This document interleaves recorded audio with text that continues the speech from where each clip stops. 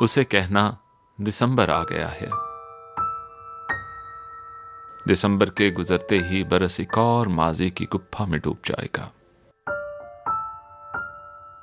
उसे कहना दिसंबर लौट आएगा, मगर जो खून सो जाएगा जिस्मों में न जागेगा।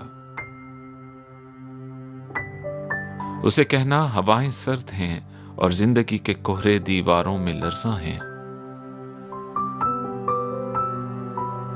उसे कहना शगुफे टहनियों में सो रहे हैं और उन पर बर्फ की चादर बिछी है।